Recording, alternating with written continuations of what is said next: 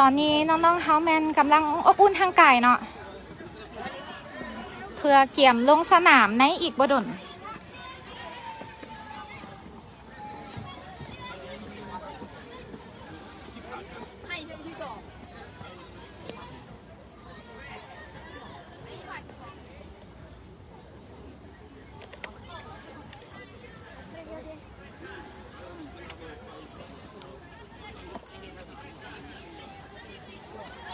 เจ้า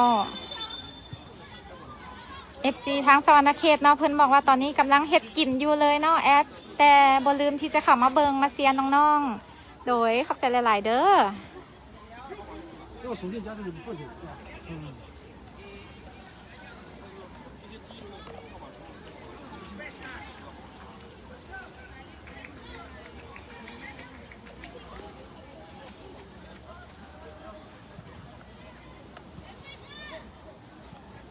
เจ้าสบายดีท่านมิตรพันธุ์ทุ้มมาวงนะเจ้าเพิ่นเป็น FC อยู่เสียงขวางติดตามเด้อสู้ๆเพิ่นเนาะ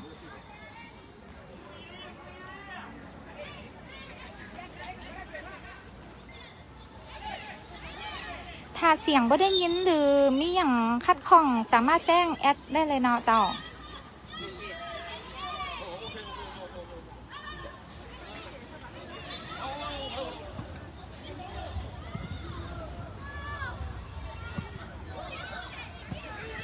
ใบยังเตี้ยนครับเป็น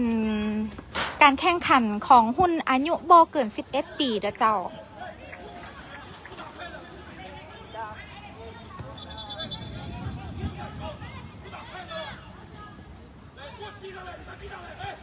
เจ้าสบายดี FC จากปากเซเนาะเจ้าทานบุญไหล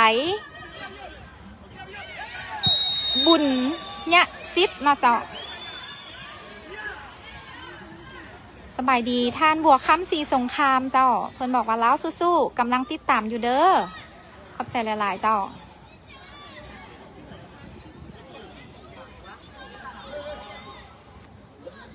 สบายดี FC จากออสเตรเลียเนาะเพิ่นว่าเป็นกำลังใจให้หลานๆน้อยสู้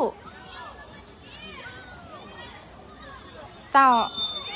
ทานท้องใส่สีจันเนาะเพิ่นบอกว่าแนะนำรายชื่อนักเตะและเบอร์เสื้อพร้อมเด้อเจ้าเดี๋ยวแอดจะรายงานให้เด้อเจ้า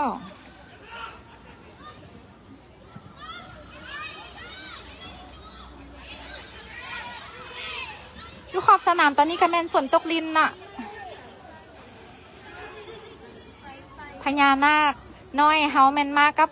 ฝนเนาะเจ้า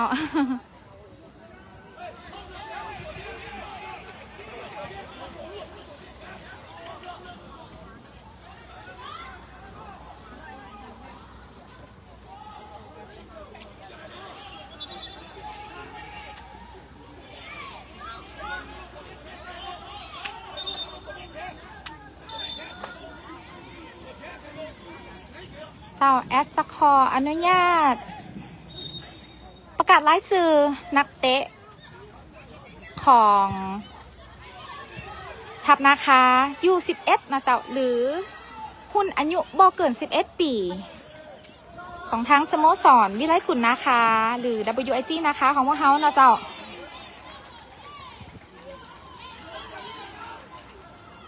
เบอร์10น้องอนุสักวิไลกุลเบอร์1ขอโทษหลายๆเจ้าเบอร์1เป้ไซญาลาดเป็นผู้รักษาประตูเนาะเบอร์7น้องสายฟ้าค้ำจันเบอร์5น้องคิ้วเนาะธีรกรพุทธวงศ์เบอร์8น้องแบ้งหรือทิศนะแก้วเทียมจัน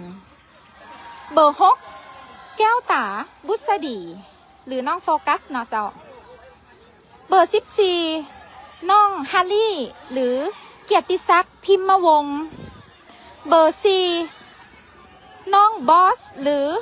พุทธประเสริฐพงศวัฒน์นะเจ้ามาจากตัวแทนเนาะมาจากแขวงอัตตปือเบอร์13น้องสุวินัยพุทธวงศ์หรือน้องลูเนาะเจ้าเบอร์11น้องโคฟี่อินทกรพรหมราชเบอร์12น้องเวีย มาดไซเคนเบอร์15น้องลักกี้ว่าจังไดนะเจ้า อนุรักษ์วิไลกุลเบอร์2อโทนเซอามาดหรือน้องโทนเฮานะเจ้าตัวแทนจากแขวงอัตตปือเส้นเดียวกันและสุดท้ายเบอร์3น้องแลมโบ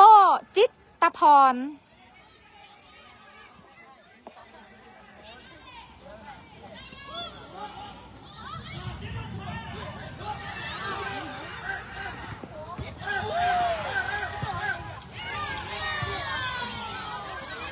นั่นก็แม่นรายชื่อของน้องๆนักกีฬารุ่นอายุบ่เกิน11 ปีของพวกเขาในครั้งนี้เจ้าสบายดี FC ลาวอยู่เกาหลีนะเจ้าเพื่อนว่าสื่อทานผู้คำแสงดาราเจ้าขอบใจท่านน้ำใสเนาะเจ้าเพื่อนบอกว่าเป็น FC ของเบอร์10เนาะน้องบิวเกตและเบอร์15สุดใจ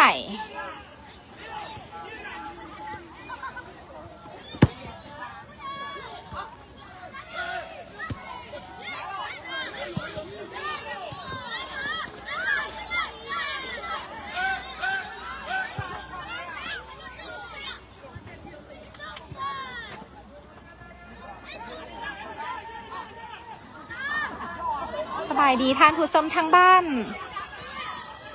ที่ติดตามทั่วประเทศ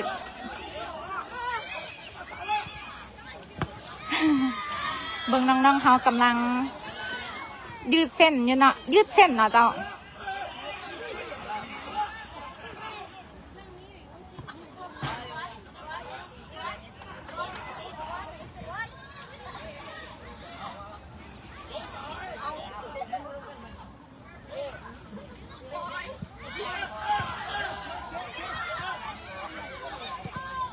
ท่านประธานเวียงไซวิไลกุลนะเจ้าได้นำพาคณะครูฝึกและน้องๆนักกีฬาเฮามาถึงนครเซี่ยงไฮ้สปอจีนเฮาในมื้อวานนี่เนาะสุขภาพทางกายของน้องๆเฮาตอนนี้ก็ถือว่าโอเคเนาะบ่ว่าจะร้อนจะหนาวแล้วก็บ่ว่าจะฝนตกแห้งมากเลยเนาะพญานาคน้อยเขาเห็นน้ำบ่ได้เนาะ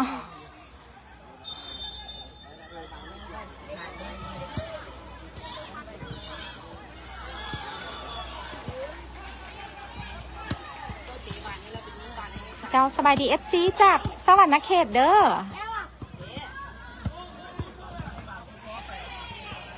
ขอบใจทุกๆกำลังใจจากทางบ้านเจ้าทางในประเทศและต่างประเทศเลย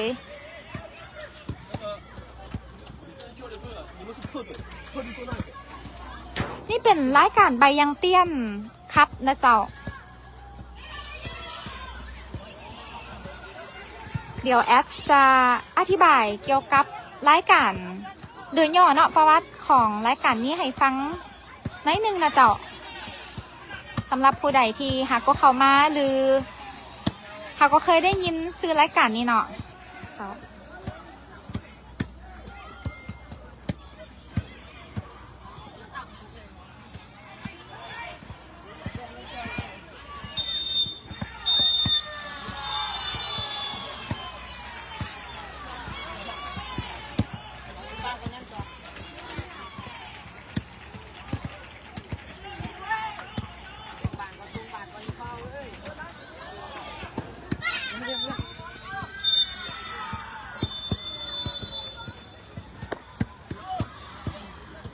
เจ้ารายการใบยังเตี้ยนครับเป็นการแข่งขันบานเตะเยาวชนนานาชาติเซี่ยงไฮ้ครั้งที่11นะเจ้าซึ่งจัดขึ้นอยู่ที่นครเซี่ยงไฮ้สป.จีนจัดโดยรัฐบาลเขตอย่างพุนะเจ้ารายการนี้มีเป้าหมายเพื่อพัฒนานักกีฬาเยาวชน ส่งเสริมการแลกเปลี่ยนด้านกีฬาและวัฒนธรรมระหว่างประเทศ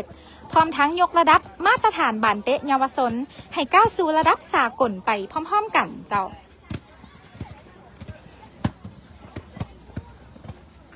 ซึ่งสิ่งที่น่าสนใจของรายการเนาะเจ้าถือว่าเป็นรายการใหญ่อันดับต้นๆของสปอร์ตจีนนะเจ้า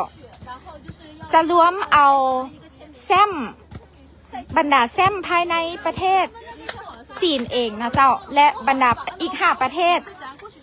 จากนานาชาติซึ่งในนั้นก็จะมี5ประเทศเนาะ5ประเทศจากจีนและ5ประเทศจากต่างประเทศเปลี่ยนรายการแซมซนแซมนะเจ้าเพื่อคัดเลือกเอาที่สุดของแซมมาเบิ่งกันว่าแม่นไผ่จะเป็นที่หนึ่งในรายการนี้นะเจ้าแน่นอนเนาะทางธนาคารเฮาก็มีเป้าหมายสบายดีหน่อยเพื่อที่จะคว้าแชมป์รายการนี้นะเจ้า把衣服都换一下，衣服好一下，衣服都换一下，衣服都换一下。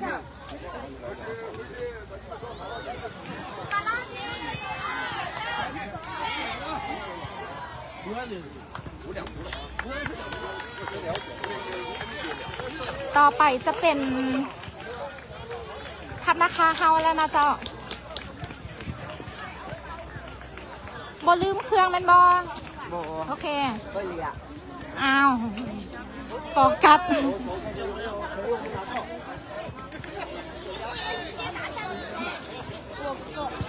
ระวังถึกฝนเด้อ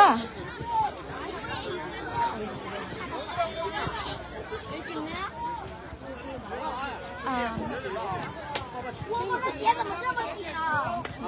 ใส่ชุดอันนี้นะ เดี๋ยวพรุ่งนี้คุยเดี๋ยวทำยูนิฟอร์มเข้าใจค่ะ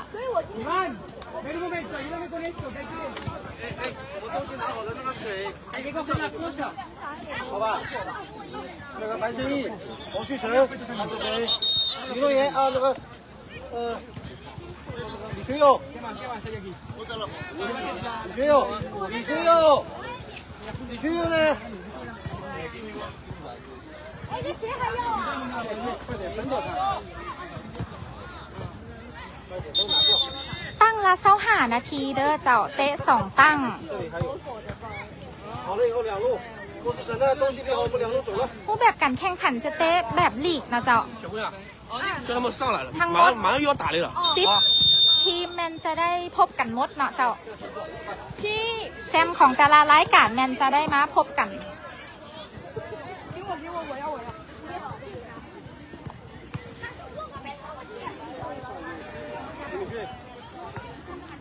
文正，啊，你们都是抢的啊，像土匪一样的。帮我称个包。包哪里啊？哎，集合。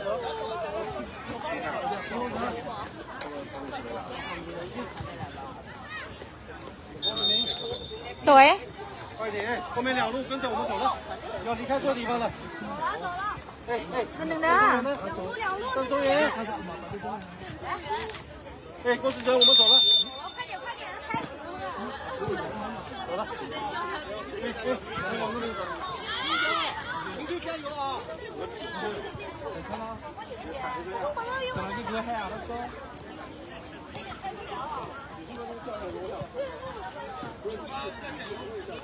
抬着抬着。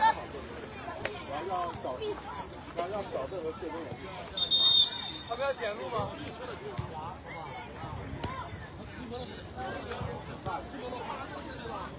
快点，带板带板带板，带板过来！知道海牛，知道海牛，快点！张宇，快快快！来手发掉，这边来了，大的大的，来个主持人，唐一哲，小飞进场。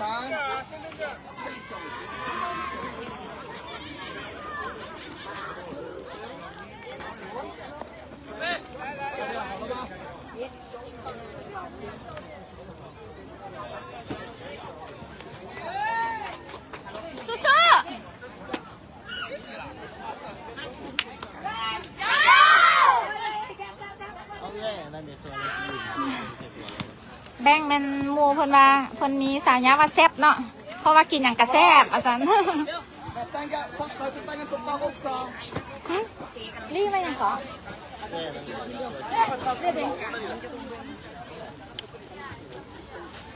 王不英，你过去了？你过去了？不是你过去。你要跟对手的，不是。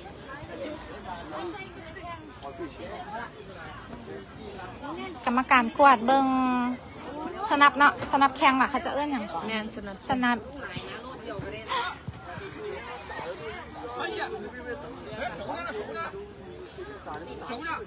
手呢？必须的，必须的。 จิ้นบีโอเคคารี่ 第一啊！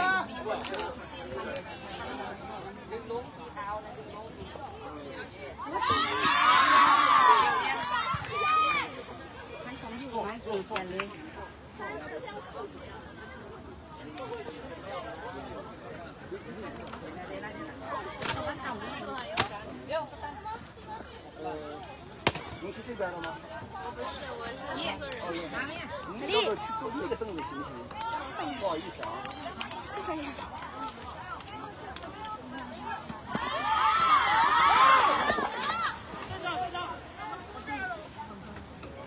看不到？还是一句话啊，正门真的我们对社有需要干嘛？哦，保护门，明白了吗？保护门。 บัวจะได้เหรอบัว บัว พาดูพาดู เอา 哎，这直接给他们。3号，你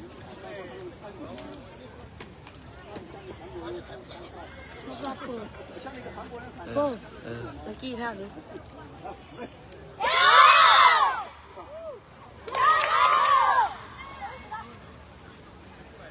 听到巴塞多？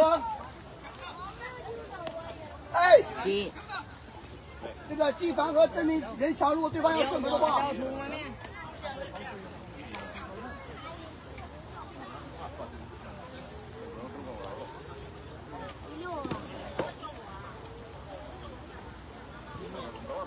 เอาเขาเจ้าทุงแลกเปลี่ยนในถ่ายรูปดิบ่เป็นอย่างเดียวยืนกัน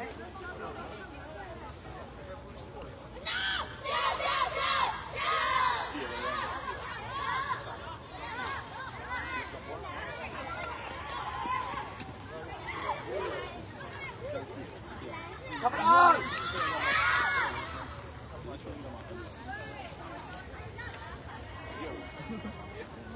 近一点，近一点，证明我们推了技防，技防推了。 อ๋อเบียร์ โทษทีโทษทีเฉย เอาซูมไปเลย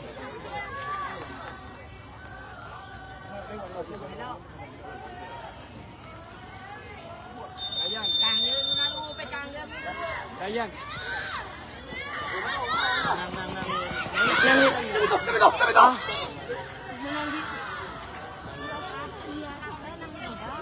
哎哎 ฉะนั้นเขา 哎， พับ 一 เข่า 个 ได้ 直线。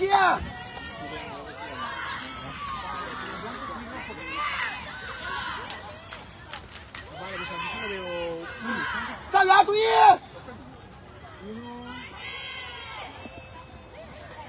เจ้าซึ่งในนัดทำอิฐเนาะ WIG นะคะเขาพบกับ 上员注意后点 ทีม 啊！ ชิงเต่าไหหนิว 这边走，这边走，这边走。 จากสปจีน 地正注意，地正注意。 ทำนะคะเขามาในเสื้อสีส้มนะ 上 จ๊ะ 员， ส่วนทีมชิงเต่ามาในเสื้อสีฟ้า 可以，角球，角球。 การแข่งขันใกล้จะเริ่มขึ้นแล้วนะเจ้า 上员，这边压迫的时候背身了，你要注意一下啊，前面那个人啊，守门员身 ฝน 后， ตกเนาะเจ้า 把人放你身 ขอ 前，守 อ 门员 ภัย 身后 ในความบ่สะดวก 小一点，高一点啊！ เพราะว่าแอดไลฟ์ก็เปียกคือกันนะเจ้าตากฝนไลฟ์เนาะ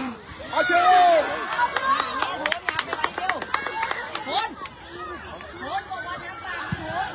เป๊ะเป๊ะพวกเราเป๊ะ บนหนึ่งเนื้อเจ้า 哎， บ้านอยู่ที่ชิงเต่า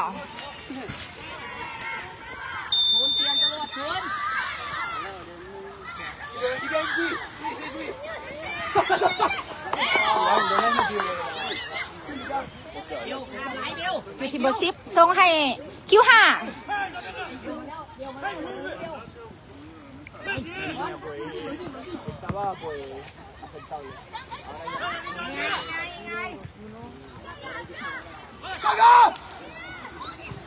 กลับมาทีเป้เนาะคิว5ส่งให้น้องอนุสักษ์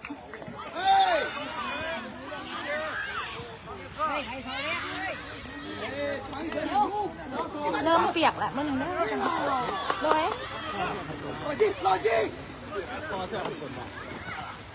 ขั้นคมอยู่ใส่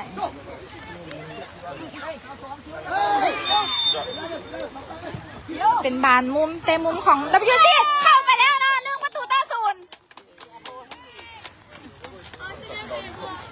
น้องทนเหรอโอ้เจ้าสบายดีโดยเขาได้รับเกียรติจากท่านหัวหน้าทูตอยู่ประจำขอโทษสถานทูตลาวอยู่ประจำนครเชียงไฮ้เนาะได้ให้เกียรติมาหับชมอยู่ขอบสนามเลยเนาะเจ้าตอนนี้ WG เขานำไปแล้ว1-0เนาะ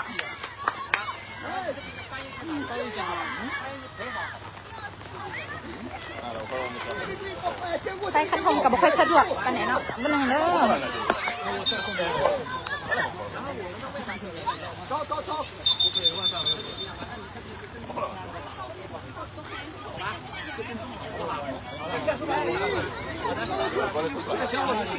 บานดูทีเป้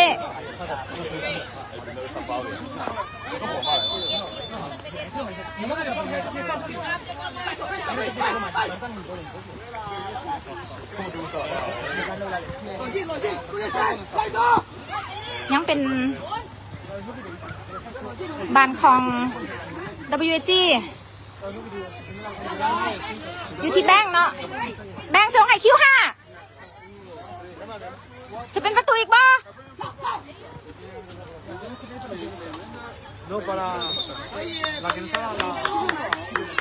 ภายในความสะดวกเนาะเจ้าเพราะว่ามีแขกเขาร่วม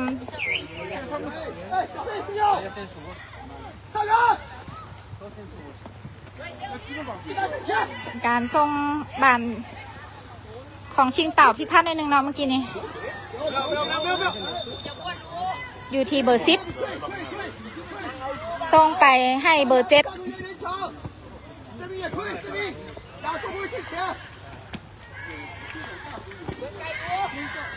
ยังเป็นบานของ WG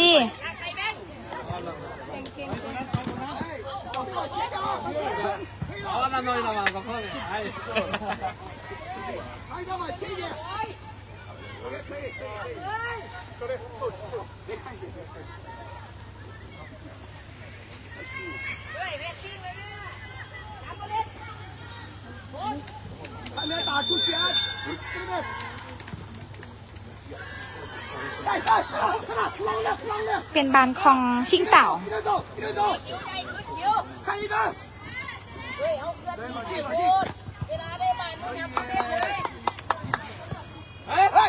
打到长线上了我。ดูส่งกลับไปที่เป้เป้ให้ที่บอสส่งให้สายฟ้าเนาะ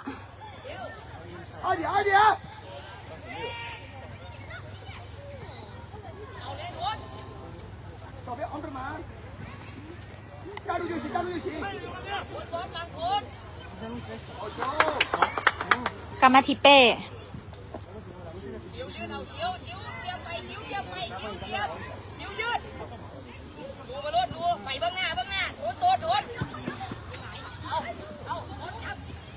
ทนจะได้หรือบอตอนนี้ออกหลังไปก่อนเนาะ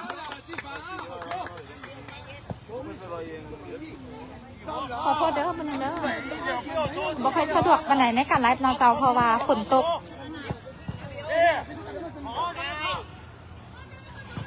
拿住拿住。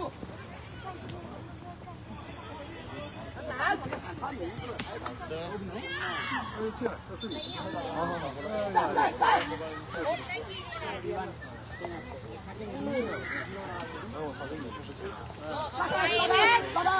冷静，冷静，对，冷静，大家拉开，冷静，小朋友拉开。 เปส่งให้บอส กลับมาทีลูบอทันบานเนาะ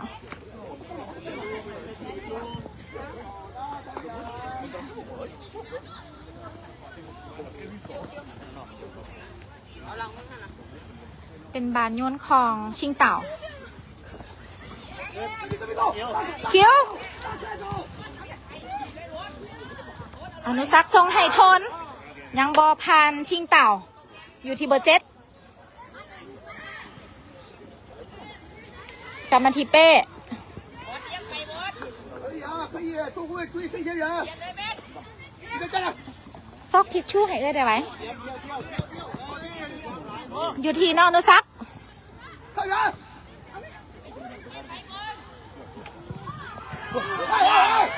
进了我，进了我。好球，好球，可以。 อยู่ที่เบอร์7哎，小飞，小飞，大胆给，给，对， รูทรงให้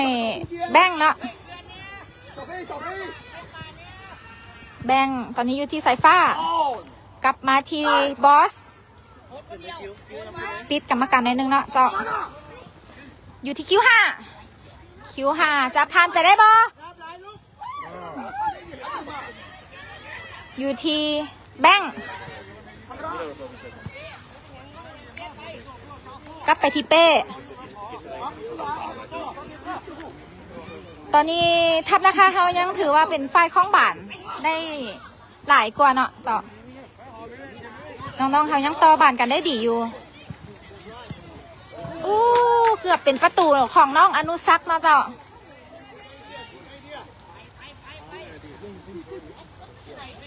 เจ้าน้ำฝนถือขอทิชชู่ you have tissue 往里送。 น้ำฝนอาจจะถือโอ้ thank you 哎哎。 ถือกล้องนะเจ้า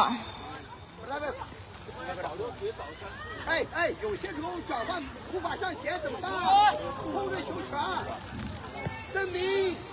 刚才要追补射，刚才都没补射。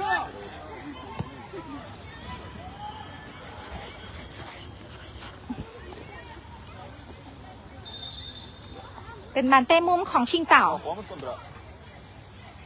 แข่งกับสปอจีนเด้อเจ้า Daripada Surabaya, kita Surabaya. อยู่ที่น้องอนุสักทรงให้ทน 不要不要不要！ กลับมาที่น้องอนุสักเบลยังหลอกมาได้เนาะ 好你的， เบอร์12ยัดกลับไปได้ เป็นบานฟาวล์ 二点二点，不是 pass。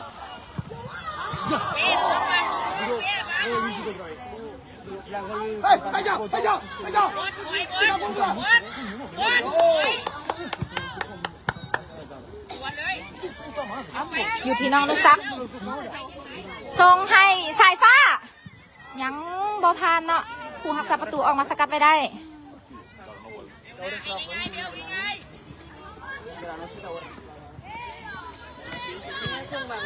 กรรมการบังเนาะ 没人没人没人，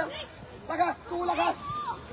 张东岳最实际最 อยู่ 实际 ที่。บอสทรงให้เป้ 小飞， ออกข้างไปเนาะ 站岗，证明。可以可以可以可以可以。哎哎哎，好，哎！冷静冷静冷静，小飞接。 เป็นบานของชิงเต่า 对，注意前，注意前，张东岳太远了，好的嘛。吃鸡，会吃鸡，会吃鸡，别退，别退。对。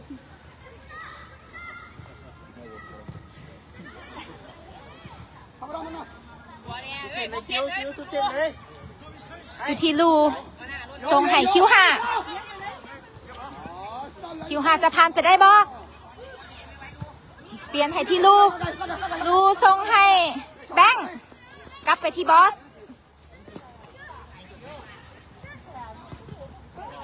อยู่ที่โทน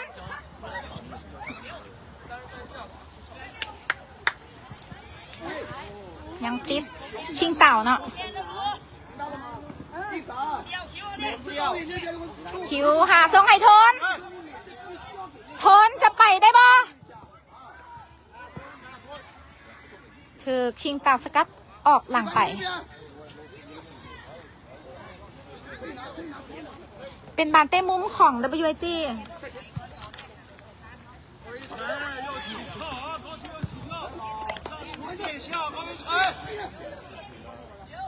ตอนนี้นี่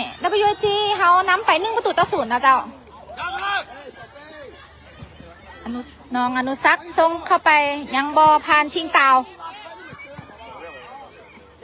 กลับคืนไปหาเป้ก่อนเนาะ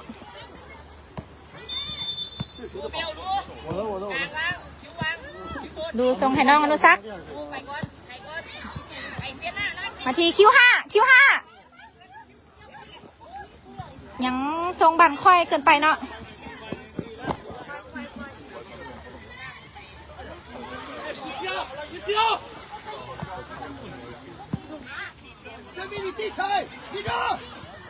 คิวทรงให้ทนกลับไปที่ลูน้องบอส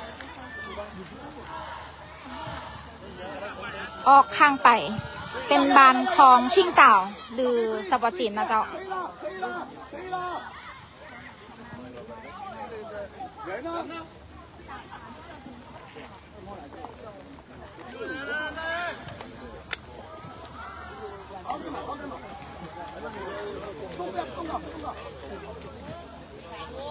ดูทีลูส่งกลับไปที่บอสอยู่ที่คิวห้าโอ้ยเสียดายนะเจ้า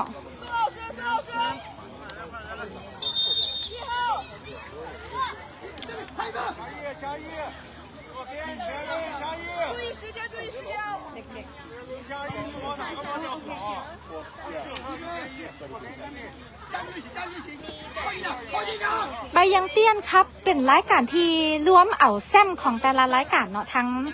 ในประเทศจีนและต่างประเทศนะเจ้าซึ่งในนั้นก็มีทีมจากบาซ่านำเด้อเจ้าที่ได้เข้าร่วม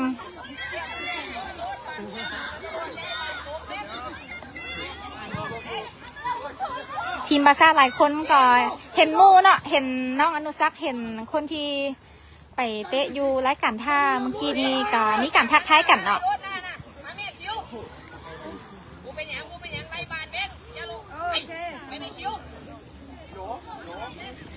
โอ้สนามมันจะมืนเนาะเจ้าเพราะว่าฝนตกเนาะก่อนหน้านั้นกับแม่น้ำท่วมเดินเนาะเจ้าเพิ่นเลยขอเวลาในการเคลียร์น้ำออกเป็นบานของชิงเต่า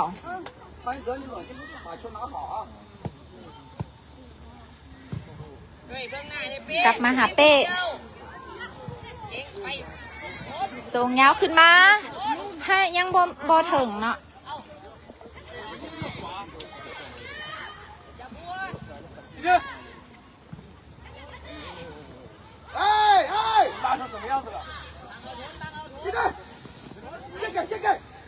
เบอร์ 2กับเบอร์ 2สู้กันนะเมื่อกี้นี่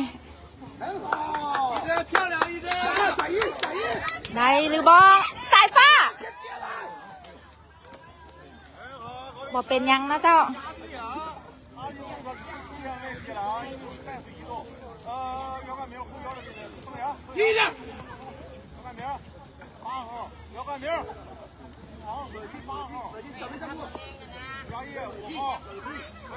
ทีมชิงเต่าเป็นทีมที่แข็งแกร่ง อันดับต้นๆของสปจีนเช่นเดียวกันนะเจ้าซึ่งเฮาเองก็ประมาทบ่ได้เนาะเจ้าพอเพิ่นกะคัดเอาแต่ทีมท็อปมาเนาะอ้าวเป็นประตูแล้วเก่งหลายโดยการยิงของลูเนาะ WAG นะคะเฮานำไป2 ประตูต่อ 0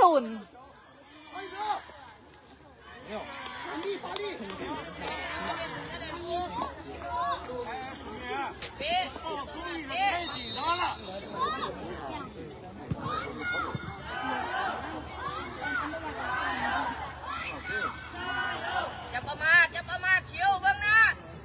ตัดหลังไปโดน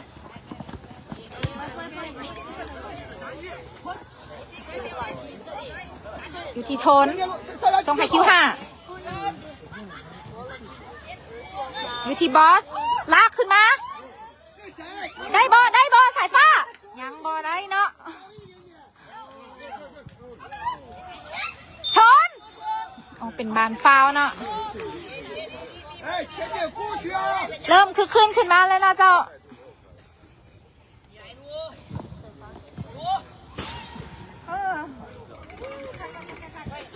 อยู่ที่น้องอนุสักโอ้ชิงเต่าพยายามสกัดออกไปเนาะ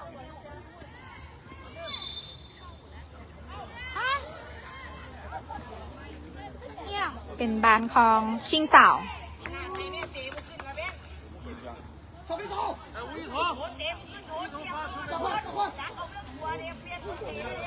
ได้ยินว่าทีมชิงเต่ามีสาญาเนาะตามซื้อเพื่อนเนาะชิงเต่าไฮนิวแปลว่างัวทะเลเนาะเจ้าในโลโก้เพิ่นก็จะเป็นพวกงัวเนาะแข่งขันกับทีมพญานาคน้อยเฮาเนาะเจ้า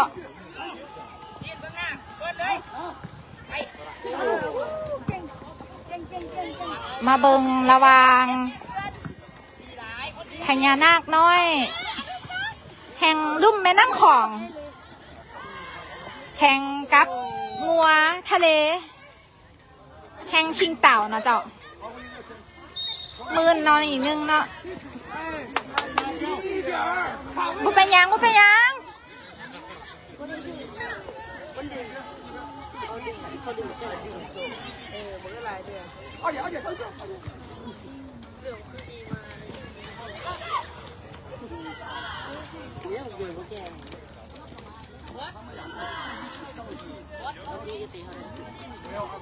เดี๋ยว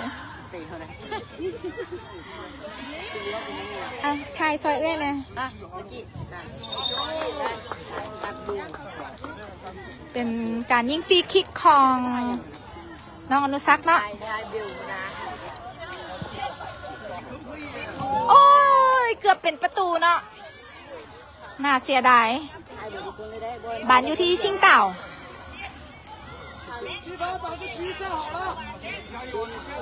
แข่งขันทั้งหมด50 นาทีนะเจ้าตั้งละ25 นาทีตอนนี้สกอร์อยู่ที่2 ประตูต่อ 0เด้อเจ้าถักนาคาเฮามันน้ำอยู่เนาะเจ้า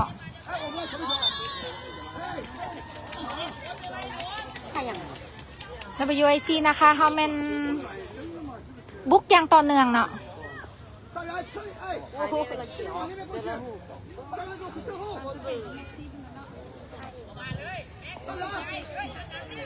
อยู่ที่สายฟ้าส่งให้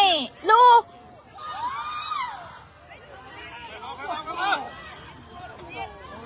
กองเสียเฮาก็เสียอย่างสุดใจเนาะอยู่ขอบสนามอยู่ที่แบงส่งขึ้นมาให้ทวนยังบ่ผ่านเนาะ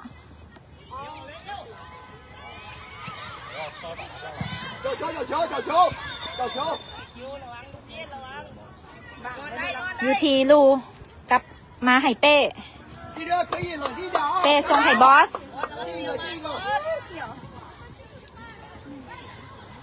อยู่ที่แบง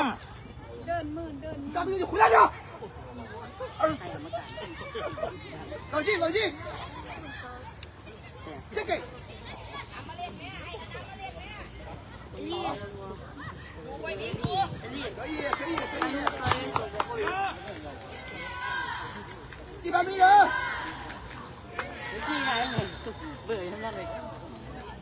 小飞，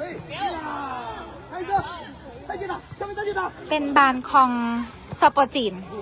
给来的扣。 โยนเข้ามา 快点，继续，继续， เดี๋ยวเทียนให้บอสโยนเข้ามา ให้เบาะแบ่งลูกสิ้นเนาะสายฟ้ายังบอพันเบอร์ 2给小飞就行了，对。 สายฟ้ามีสายยามาลูกสิ้นเนาะหรือสปีดนะเจ้าหมูเพิ่นเอิ้นลูกสิ้นว่าสั้น 翻一个，来来来，小飞再见。走位，走位。 แบ่งทรงให้อนุสักษ์จะจบได้บ่โอ้ชิงเต่าปัดออกไปได้เนาะถ้าเข้าเมื่อกี้นี่ถือว่าเป็นบานงามหลายเนาะเมื่อกี้นี้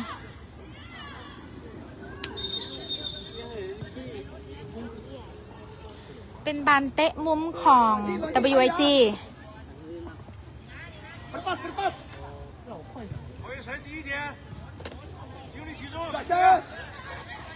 ตอนนี้น่าจะใกล้หมดตั้งที่ 1แล้วนะเจ้าอนุสักษ์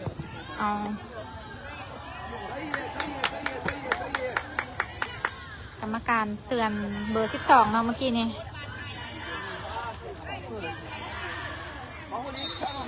เอาไหมเนาะอนุสักษ์เตะเข้ามาคิดมาได้เนาะเมื่อกี้ยังบ่ได้เนาะเสียดายต่ำค้านไป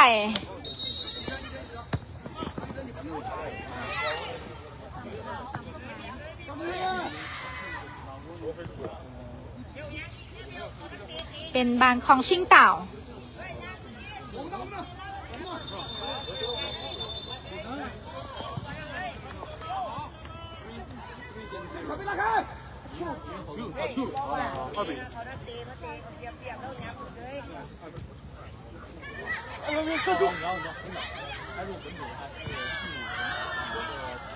FC เฮา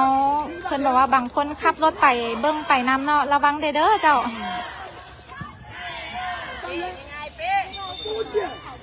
ขับรถด้วยความระมัดระวังนะเจ้าเนาะ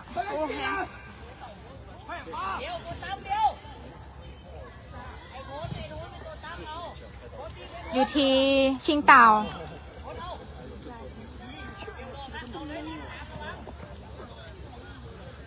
ชิงเต่าแมันพยายามบุกเนาะเจ้าแต่ว่ายังบอพันกองหลังเฮาเนาะยังบอฟาวเถื่อส่งให้คิว5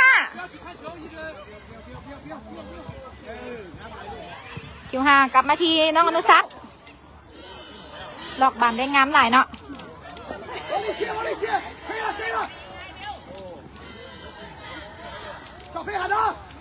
กลับไปที่บอส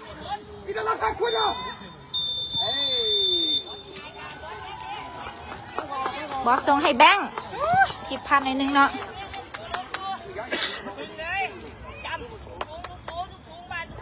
เปส่งให้ลูอยู่ที่ทนทนส่งให้อนุสักษ์เกือบเป็นประตูอีกเนาะเมื่อกี้นี้มันมืนเนี่ย กรรมการให้ใบเหลืองให้น้องอนุสักษ์เนาะมีการต่ำกันนิดนึงเนาะเจ้าเพราะว่าเดินมืน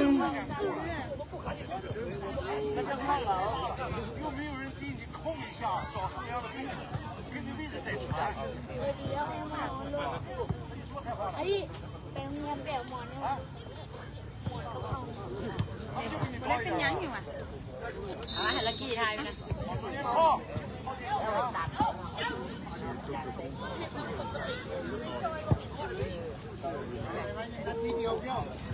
ยังอีก1 นาทีเนาะของตั้งที่1นะเจ้าอ๋อหมดเวลา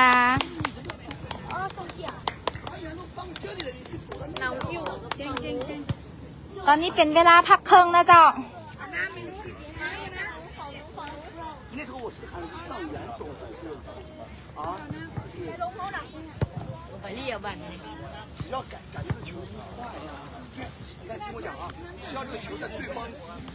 后卫身前弹地了，不要去跟他争了，明白了吗？不要去跟他争了，好不好？就转身就走就行，该转身就转就行， match or 明白了啊？ it's so late because of the weather? 在前面 Thunderstorm in the afternoon? 少了， Or is it regular? 球拿不住，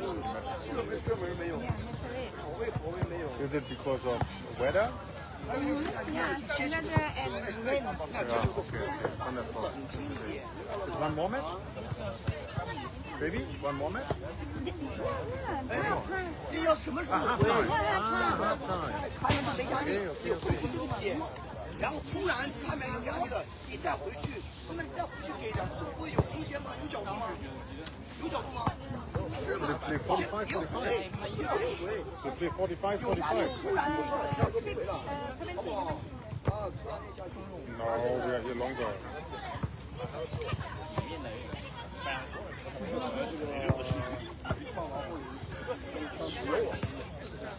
然后下面经常去打球，有罗文冠，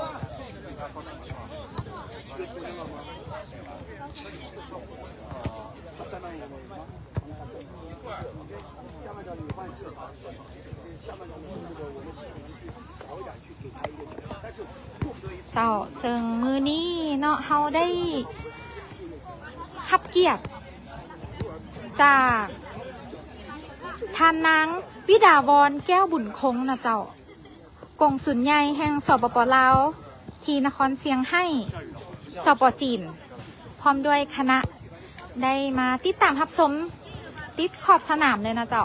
เพื่อเป็นกำลังใจให้ทัพนาคาของพวกเราสโมสรวิไลกุลนะคะ หรือ WIG นะคะของพวกเรา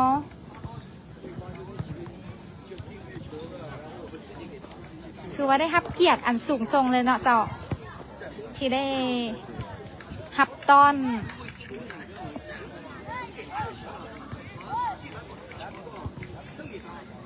คณะกงสุลใหญ่เนาะเจ้า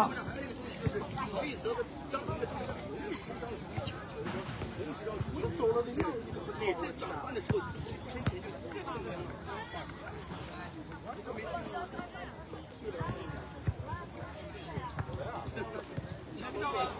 不会，我问过了。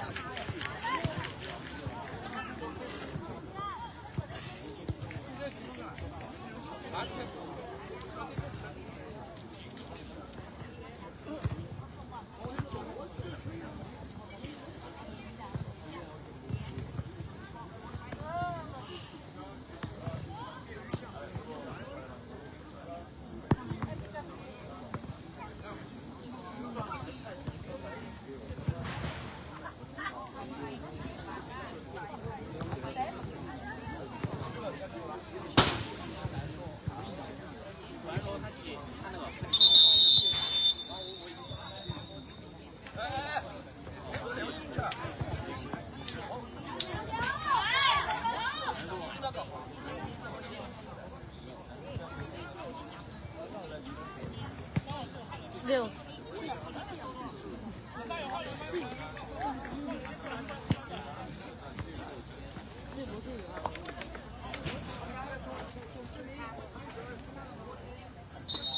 จะไปได้จากหาลูกก็แล้ว ได้พอแหลมได้บอ เป็นยิงก็ได้ เป็นไทยเอฟซีได้ไหม ผู้ใส่เอาเจอแบบผู้ใส่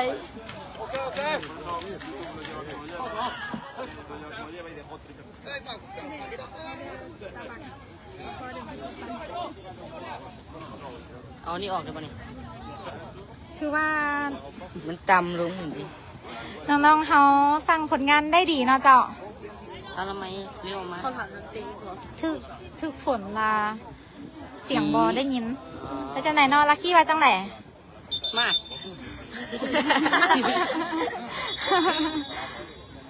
มาเชิญให้ เพราะว่าให้เห็นเลย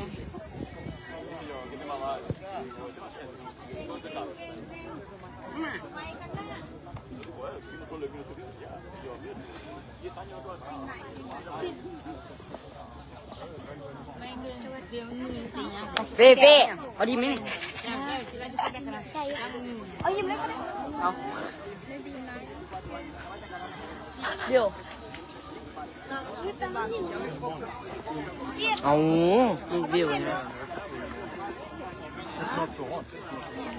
เดี๋ยวต้องเสียมันถือบ่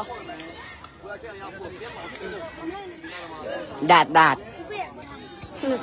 มือเนาะ เบิ่งอยู่เบิ่งแต่บักโดนยืนยังบ่อยู่แล้วนะ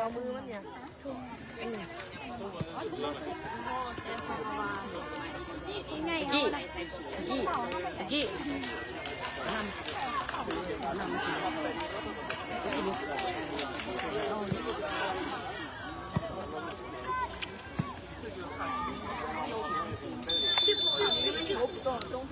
้ภาคไหนเบิ่งเลย พักให้เบิ่งเนี่ย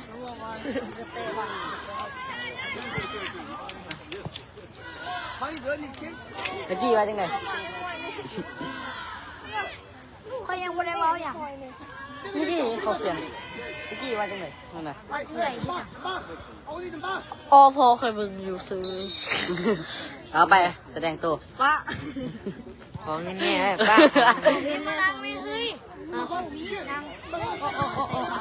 กูแข็ง โอ้ เนี่ย เริ่มตั้งที่2แล้วเนาะเจ้า สมัยแข็งเนี่ยบอลกล้ามจะขึ้นแล้วอะ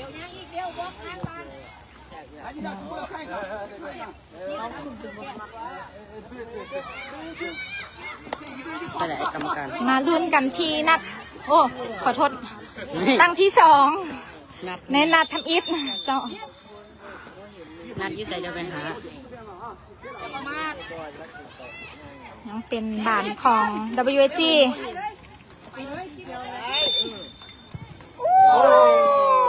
เสียดายเนาะออกหลังไป ลูกที่ปัดไอ้นี้อยู่อันที่เคยอยู่อันนักอันนั้นนะกระทบหอบหน่อยอ่ะก็คือเชื่อมจีนนะตัวไอ้นี้ใช่แต่ไม่มีกว่าข้างนะนี่ขวา เจ้าอนุสักษ์เป็นภูมิแพ้นะเจ้าเวลาเพิ่นอากาศเปลี่ยนแปลงบ่หรือว่า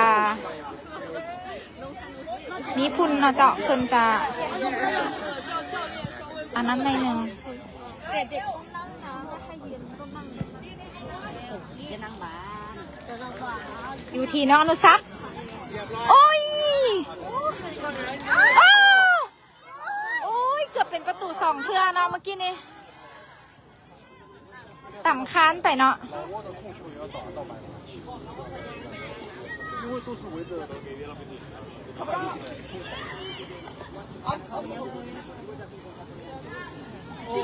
บ้านอยู่ที่บอส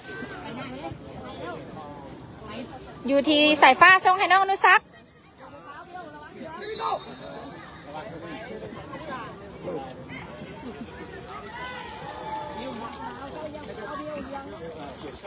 เรื่องเลยลูก先锋，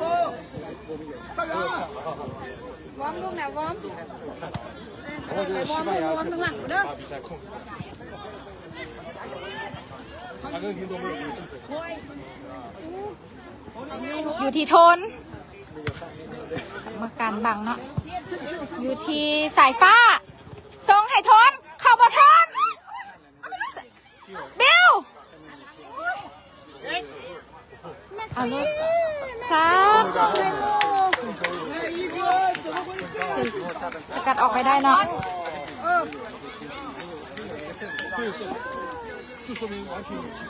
เจ้าตอนนี้สกอร์อยู่ที่2-0นะเจ้า WG นะคะเขายังนำอยู่เด้อ เดี๋ยวกูตามเดียวเดี๋ยวกูตามมาเนี่ยเนี่ยคนละเส้นเหลืองนี่นะเฮ้ยเห็นว่าเบลคนเดียวขึ้นมาอีกเส้นเหลืองรูด 技能有，冷静， สวนเลยเชียว 哎， ไกลๆดูหลังหลายลู อยู่ ก ที่โทน ยังบอพานชิงเต่าเนาะ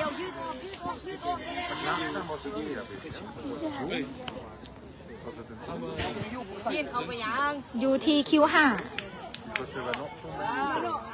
ทำไปเล่นนะไปเล่น Last year? Yeah, last year. So there was no holiday, yeah, because there were not so many supporters. Go, go, go! Last time, them come to ไปหน้า เป็นบานโยนของ WIG อยู่ที่แบงค์ ยกเป็น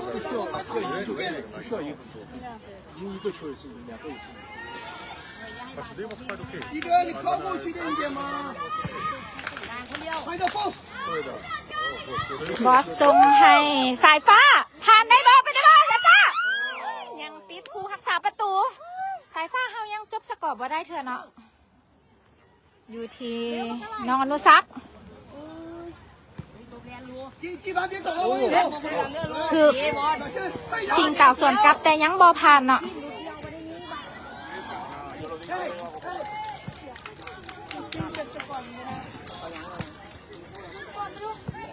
เกือบเลยเป็นเกือบอย่างนี้เดี๋ยวออกเดี๋ยว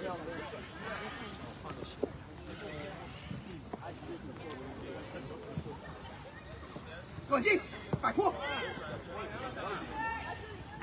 角球，角球，角球。 เลเวลขึ้นหน้าไม่ต้องตั้ม 这里，这里， อยู่หน้า 到达拿着突然静一下，太远 เป็น 了。 บานของสปจีนเนาะโยนเข้ามา 可以往高发点，没事 เฝ้าเดี๋ยวลูกชิ้นบ่เฝ้าน้ำแม่น้ำแม่ไป ตะวัดเลยเดี๋ยวเดี๋ยว 我们到，我们到，我们到。 เป็นบานเตะมุมของ WIG ตอนนี้ชิงเต่ามีการเปลี่ยนโตนะเจ้า 让他注意二点，注意地板撑。 เอาเบอร์ซาวเข้าไป ที่ตรงนี้เฝ้าเรียกนะเดี๋ยว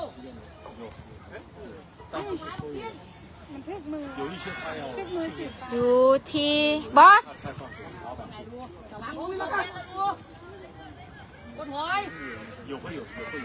好的嘛。ให้เลยโคตรหน้าเนี่ย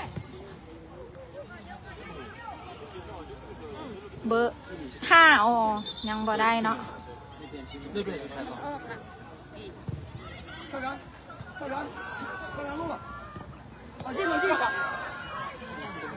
เดี๋ยวตามเดียวโคตรหน้า 进防冲了。打一下配合。地板这边推后点，打配合。哎， อยู่ที่น้องอนุสักษ์ 小心踩，小心踩。 โดยเข้าใจอนุสักษ์จบสกอร์ได้บอลยังเถื่อนเนาะ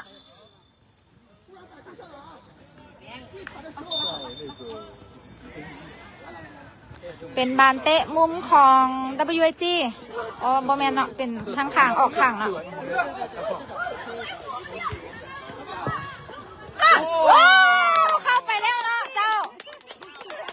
3-0 คิดว่าเป็นบานเฝ้าเนาะแต่ว่า WIG เขาสามารถจบสกอร์ได้เนาะนำชิงเต่าไป3-0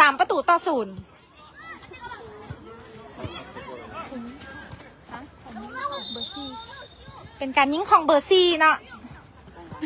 เดี๋ยวสูงเลิศสูงเลิศ น้องบอส แบงให้คิ้วเป็นยัง ตัวแทนจากอัตตปือของเขา เป๊ะมันต้องเป๊ะ โอ้ยเก่งหลายเป้เพิ่นมาย้อนเพิ่นกินข้าวอิ่มเนาะเพิ่นว่ายังคงเหนียวแน่น ลงน้ำนี่มันลอยรถไปได้ประตู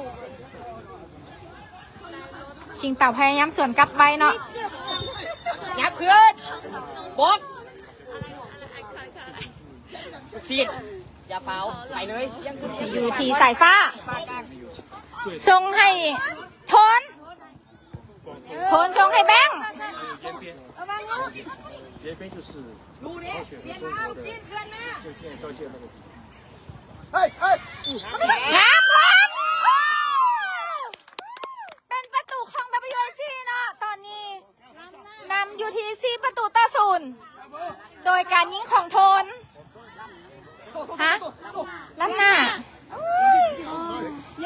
น่าเสียดายเนาะเป็นบานล่ำหน้าเจ้าตอนนี้เป็นบานตั้งเต้ของชิงเตาเอาไหมเนาะเขาจะต้องนำขึ้นไปอีกเนาะคิว5ส่งให้น้องอนุสักน่าเห็นป่ะ4-0แท้แล้วเนาะบัดนี้เนาะเจ้าลอยแล้วพวกเขาไงวอร์มอัพลูกต้องได้ลงไปทุกคนนางกันไปเลย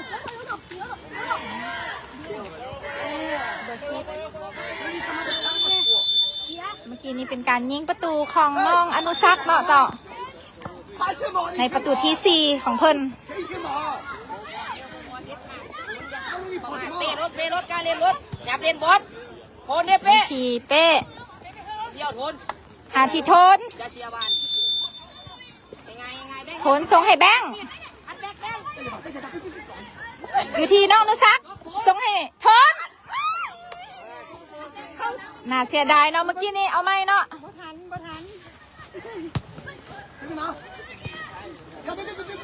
เป็นบานออกหลังไปเป็นบานเต้มุมของ WIG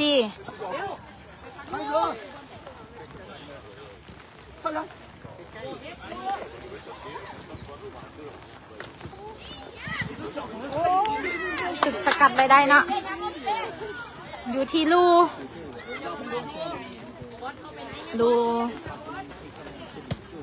เข้ามายังคอยอยู่เนาะ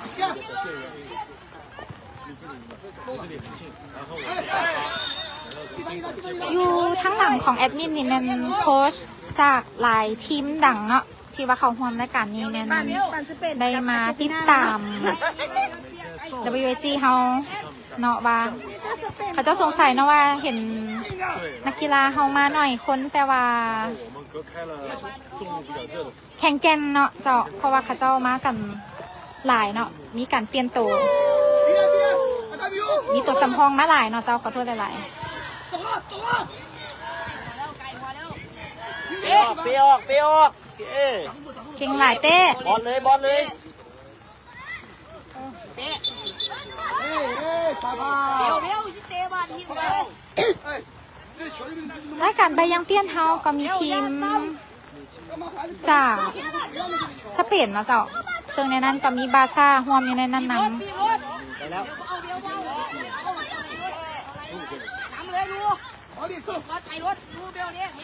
อยู่ที่ลู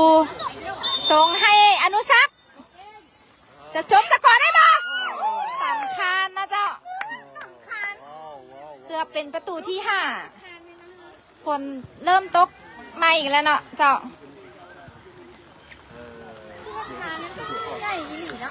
เลย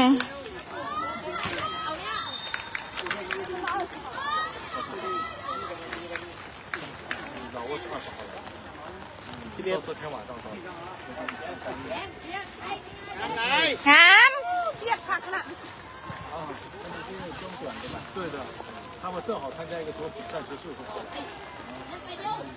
ยังได้อยู่เนาะ就是要比赛对抗才能对，ตัวน้อยสิ光靠เนี่ย 自己练没有用，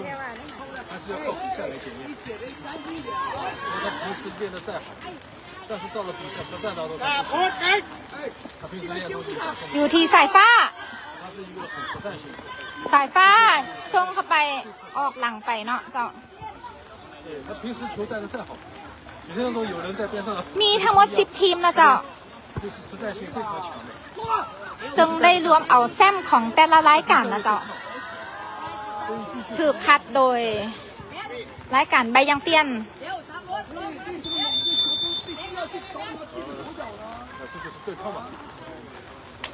ให้มาร่วมแข่งขันแซมซนแซมนะเจ้าซึ่งจะเป็นการพบกันหมดตอนนี้บานยังเขายังได้บานอยู่เนาะเป็นบานของบอสส่งให้โทนอัตตปือส่งให้น้องเนาะเสียดายโทนมีอาการบาดเจ็บเนาะ裁判你挡着。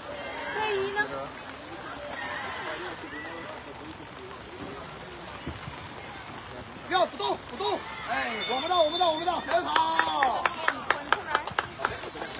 哎，翻译啊，哎，地方比起来，地方比起来，赶快冲，赶快冲！走了，快点走了。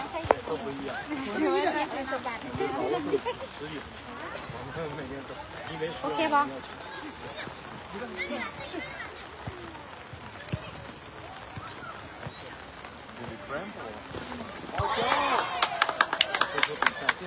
还在干嘛呢？啊？他受伤。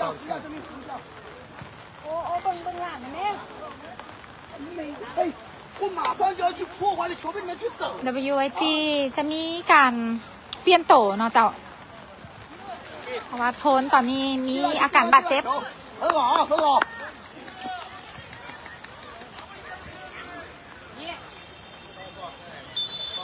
哎，这是证明他把我给保护，把你保护。别在那儿，王伟。你先走。你先走的，你走的。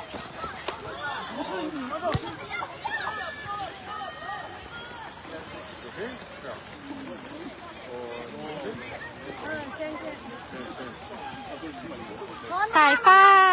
ถามหานี่นาเนาะเจ้าแม่นไผ่แม่นนี่นารายงานโตเด้อเพิ่นขอกำลังใจจากน้องนี่นาเนาะโอเคบ่ทน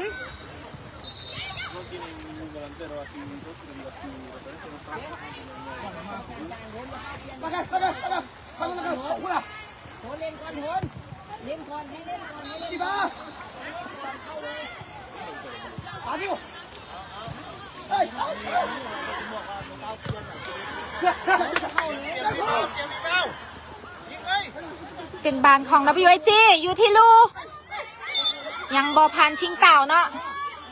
อยู่ที่น้องนุซักเดินมืนเนาะเจ้า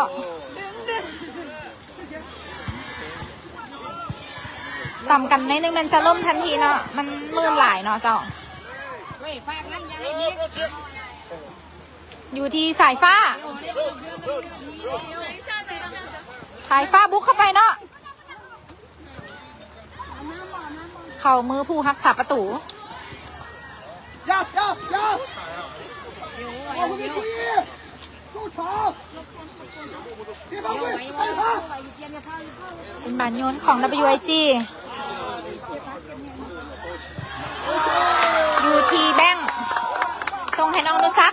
กลับมาที่แบงค์อยู่ที่บอสส่งให้ลูจะพันได้บ่แบงค์ยังบ่ได้เธอเนาะ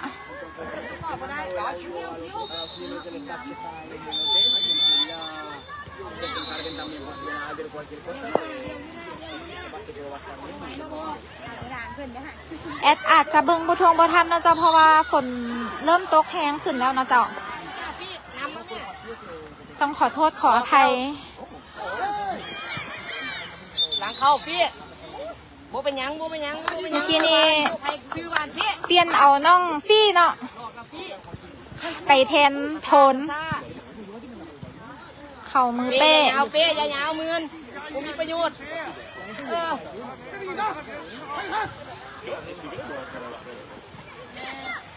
คิวกูพาวคิว ส่งบานพัดหน่อยนึงเนาะเจ้าเมื่อกี้นี้ ให้เขาไปเล่นภาคเขารถเขาไม่มีพื้นที่ไหวบ่ 别跑！ พี่เขากำแพงพี่บ่ ฝนตกแห้งเจ้า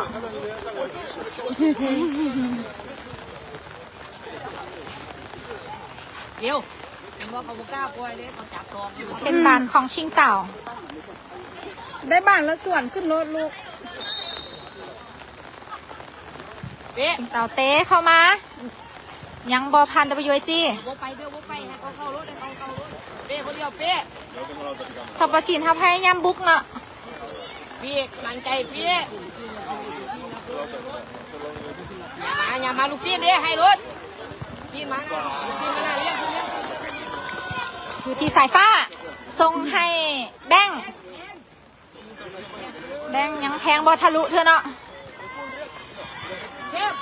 อยู่ที่บอสส่งให้คิวห่า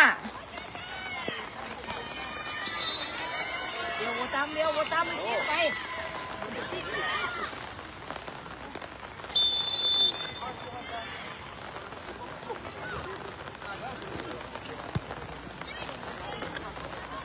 บอลยืนเอาบอล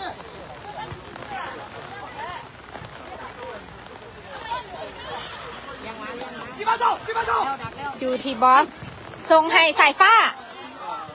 ลุดข้างออกไปเนาะเพราะจับบัตรไม่ค่อยอยู่แล้วเพราะว่าฝนเริ่มตกแห้งแล้วจ้ะตอนนี้อยู่เบอร์8ส่งให้ฟี่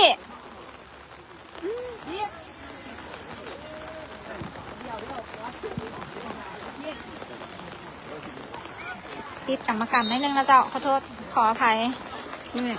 ให้เดินทางขึ้นอยู่ที่บอสกลับมาที่เป้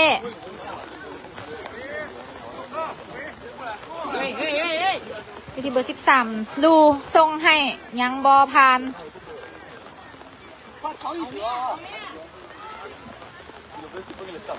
ชิงเต่ากับพยายามบุกขึ้นมาหลายเทือเนาะเจ้า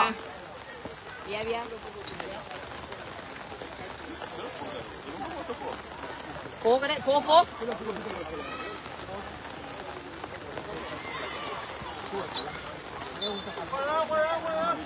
ไปลูกลง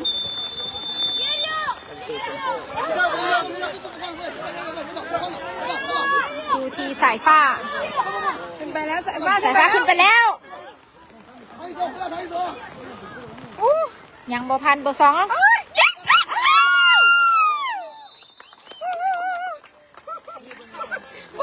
เป็นประตูอีกแล้วนะเจ้า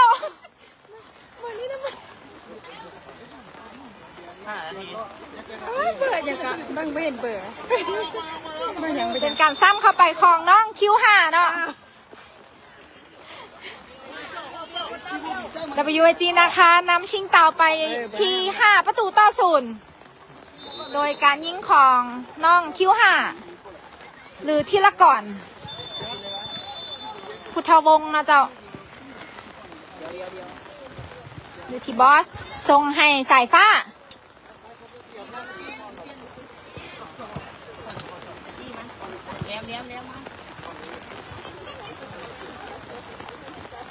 อยู่ที่เบอร์8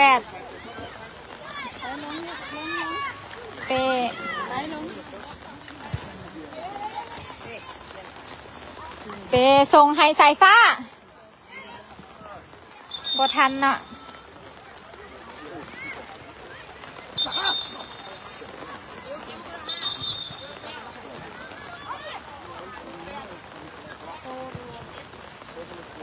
เจ็บกำลังเล่นอยู่ฟ้าไปยัง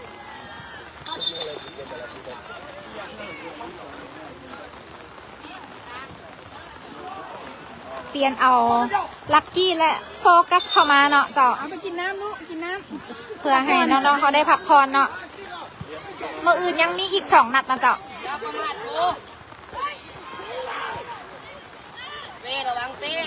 ตอนนี้เขาต้องเก็บคะแนนไปพี่พูดกับแรมพี่อยู่ที่โคฟี่ส่งให้อนุสักษ์เอาไม่รอดไก่พ่อลูกอยู่ที่ลูส่งให้โคฟี่หาแลมโ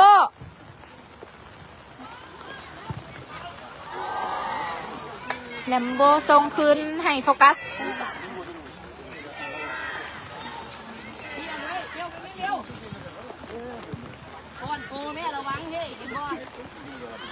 อยู่ที่บอส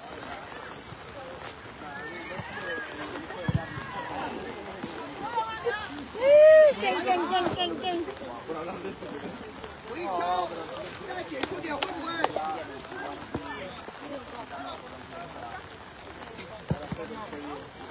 เวลาก็ใกล้จะหมดแล้วเนาะเจ้า กี้ไปแม่ลักกี้ไปแม่ลักกี้เร็วเร็วเร็วเร็วไป ลักกี้ทันบ่ลักกี้บ่ทันเนาะ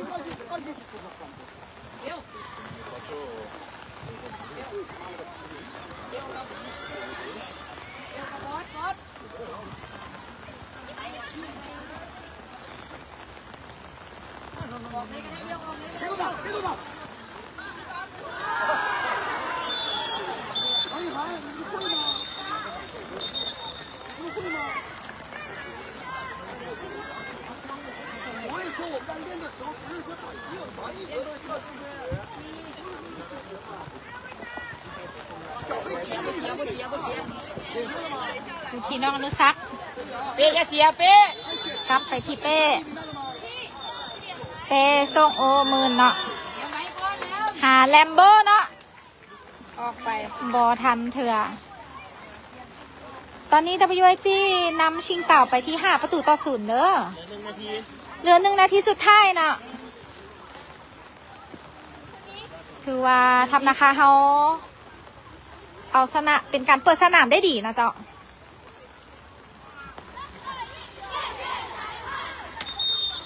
เบี้ยวเบี้ยวบอลบอลคุณเลยก็ได้โอ้คุณเลยก็ได้ลูกเบี้ยวเล่นไปไว้เบี้ยว เมื่ออื่นนัดที่2มันจะเริ่มอยู่ประมาณ9:30 นาทีของสปปจีนน่าจะเป็นเวลา8:30ของสปปลาวเฮานะเจ้าเป็นจังไหนแอดมินจะแจ้งลงในเพจอีกเทอนึงเด้อ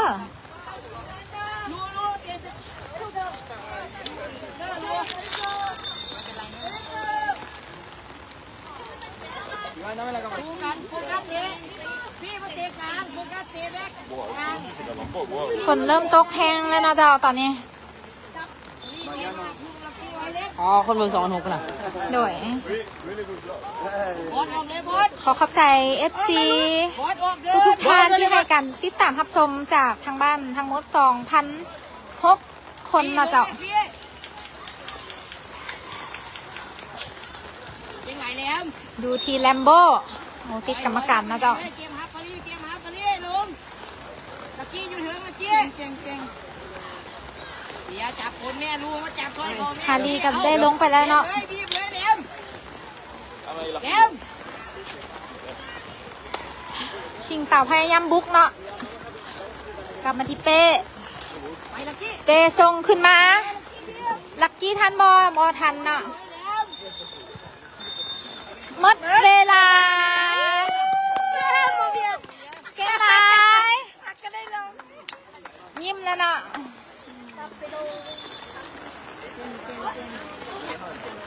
เก่งโอ้เบอร์5เบอร์4เบอร์7เบอร์8เบอร์10เก่งหมดทุกคน เป็นการจบเกมในนัดทีหนึ่ง WIG นะคะ เอาชนะทีมชิงเต่าไหหนิวจากสปจีนไปที่5 ประตูต่อ 0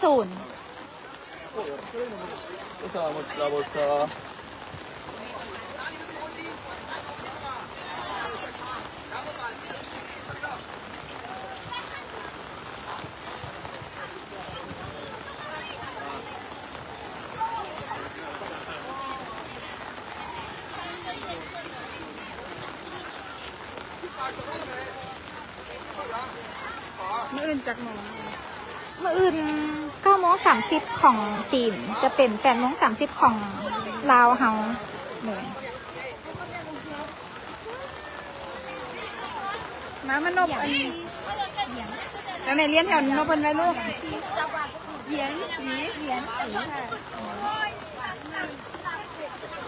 บ้านนื่นเพิ่นเจ้าหูเด้อ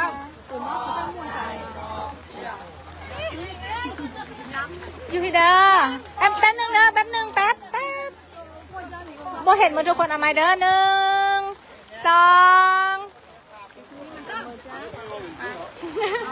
เอาไม้โอเค1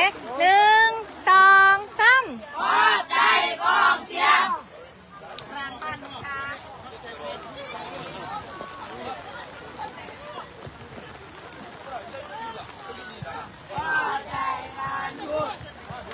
กระเป๋าลูกกระเป๋าเปียกกระเป๋าเปียก คนตรูเยอะไหมคะ โดย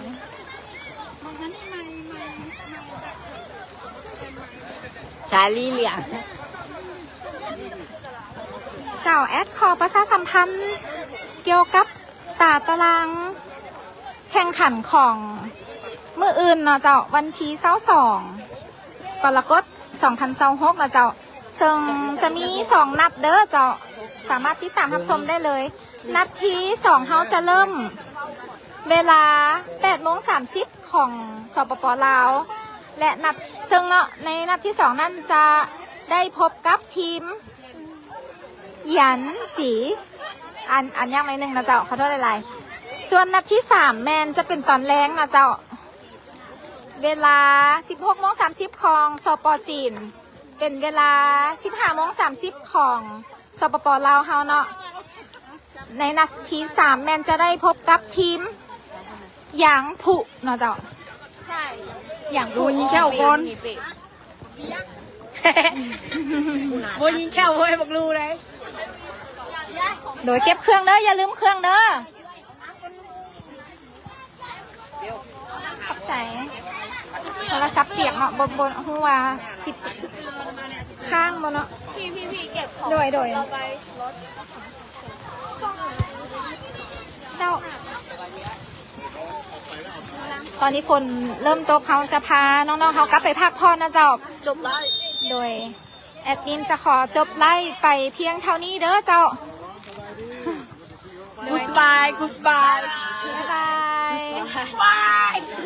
พบกันใหม่ในมื้ออื่นนะเจ้าขอสุดท้ายนี้แอดมินขอกล่าวคำว่าสบายดี สบายดี อนุส